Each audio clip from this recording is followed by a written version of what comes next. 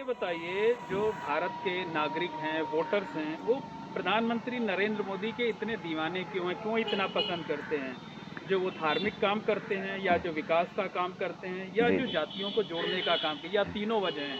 इसमें देखो, वो अपनी अपनी भावना जोड़ते होंगे, लेकिन हमारा जो अनुभव है कि पानी रे पानी तेरा कैसा रंग, जिसमें मिला दे वैसे ही मेरा रंग है।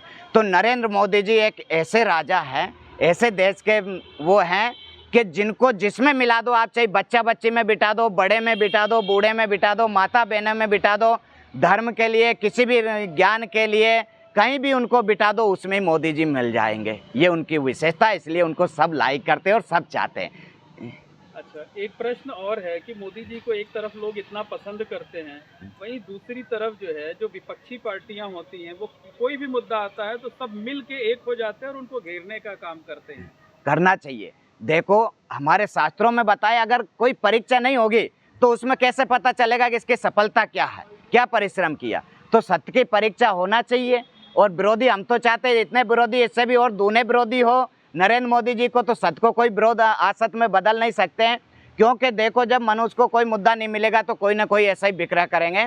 तो इसलिए विरोध होना चाहिए, लेकिन विरोधियों से भी हमारा निवेदन है कि विरोध करो, पार्टी का विरोध करो, सब कुछ करो, लेकिन जब देश की बात आती है, देश कल्याण की बात आती है, मानव कल्याण की बात आती है, तो वह विरोधी मत देखे जाओ आंखें मीच के, कुछ आंख खोल के देखना भी चाहिए कि ये हमारा देश का कल्याण है, हमारा देश का मानवता का कल्याण है, तो उसमें साथ भी देना चाहिए। विरोधी विरोध थोड़ी सब कुछ किया जाए। और विरोध तो सच्चाई का जितना करेंगे उतनी सच्चाई सामने आ गई।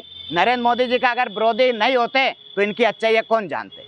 आज इतना विरोध हुआ तो आज एकदम निष्कलंक की तरह नरेंद्र मोदी जी आगे उभरते जा रही है ना, और सदा सदा के लिए उभरते रहे। हमारा तो आशीर्वाद जब तब सब इसीलिए होते हैं कि देश की और धर्म की रक्षा करने वाले, चाहे वो राजनीति से हो, चाहे हमारी फौज हो, जो अपने प्राणों की बलि देने के लिए हरदम काल के मुंह में नजर डाल के बैठे रहते, हमारे जब तब की शक्ति उनके अंदर पहुंचे कि उनको हर कार्य में विजेता पहुंचे।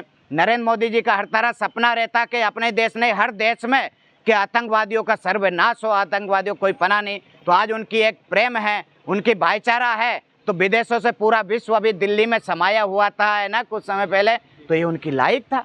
उनने किसी के नहीं, उसमें सब धर्म के थे, सब मजहब के थे, सब मानने वाले थे, लेकिन उनको भी यहाँ की संस्कृति को देख के अपने आप को उनने भारत में आकर के सौभाग्यशाली समझा होगा। ये हमारा विश्वास कहता है। एकजुट होकर के मोदी जी को हरा पाएगा?